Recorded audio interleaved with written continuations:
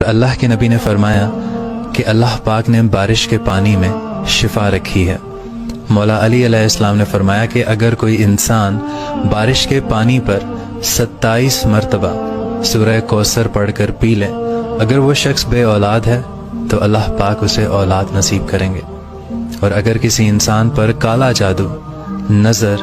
तावीज़ या फिर कोई बंदिश है तो वो इंसान बारिश के पानी पर एक मरतबा सूरह जिन, सूरह नास और सूरह फलक पढ़कर दम करके पी